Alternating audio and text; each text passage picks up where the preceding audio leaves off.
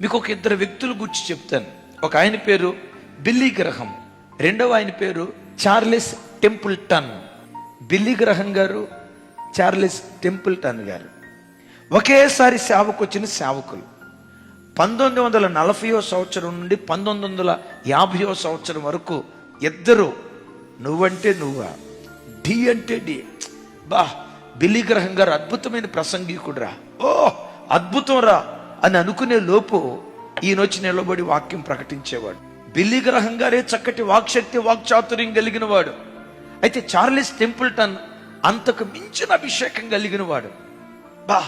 కాలేబు యెహోషువ లాగా, ఏలియా ఎలీషా లాగా ఓ బలమైన పరిచర్య వీళ్ళు చేస్తారు అని అనుకుంటూ ఉన్నారు. దినాలు అట్లా సాగుతున్నాయి. బిల్లీ గ్రహం గారు ఎప్పుడు భక్తి కలిగిన వాళ్ళతో, ప్రార్థన పరులతో, సేవ, దేవుడు, ఈ పిచ్చి ప్రేమతో రగిలే వ్యక్తులతో బిల్లీ గ్రహం గారు సేవ చేసేవాడు. చార్లెస్ టెంపుల్టన్ అని ఆయన ఉన్నాడే, ఎప్పుడు భక్తిహీనులతో దేవుడు లేడురా, దేవుడు అనేది ఇదంతా ఉంటే భ్రమరా, ఉంటే కనపడమను అని దేవుణ్ణి నమ్మని ఆస్తికులతో ఎక్కువ తిరుగుతూ ఉండేవాడు. పదే పదే బిల్లీ గ్రహం గారు చెప్తూ ఉండేవాళ్ళట, వాళ్ళకి మన వాక్యం ప్రకటించాలి, అంతవరకే, వాళ్ళతో విజ్జోడిగా ఉండకూడదు, వాళ్ళతో కలిసి మనం తిరగకూడదు, మన భక్తి జీవితానికి ప్రమాదం.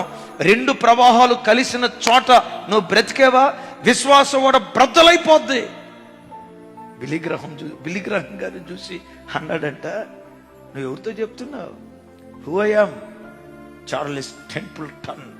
ప్రపంచంలో ఎవడైనా పడిపోతాడేమో కానీ నేను పడిపోను అని ఇలా అతిశయంతో కూడుకున్న మాటలు మాట్లాడేవాడట.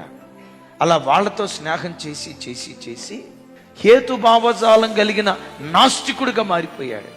మారిపోయి ఒక భయంకరమైన పుస్తకం రాశాడు. ఆ పుస్తకం పేరేంటో తెలుసా? Farewell to God. గొప్ప దైవజనుడు, దేవుని చేతిలో బలమైన పాత్రగా వాడబడినటువంటి వాడు, యేసుక్రీస్తు నిజదేవుడు అని ప్రకటించిన ఆ వ్యక్తి ఇప్పుడు దేవుడు లేడు అని ప్రకటించడానికి కారణం ఏంటి? అవిశ్వాసులతో విచ్చూడిగా ఉన్నాడు. నేనంతా నిప్పుతో స్నేహం చేస్తే నీవు నిప్పురవ్వగా మార్చబడతావు. మండే వ్యక్తులతో స్నేహం చేస్తే నీ అంతరంగం మండటం ప్రారంభిస్తుంది. భక్తిలో చల్లారిన వ్యక్తులతో స్నేహం చేస్తే, విశ్వాసంలో సన్నగిలిన వ్యక్తులతో స్నేహం చేస్తే, ఎప్పుడు బలహీనపడే మాటలు, బలహీనపరిచే మాటలు, విశ్వాసాన్ని కృంగదీసే మాటలు మాట్లాడే వ్యక్తులతో నువ్వు స్నేహం చేస్తే నీవు కృంగిపోవటం ప్రారంభిస్తావు.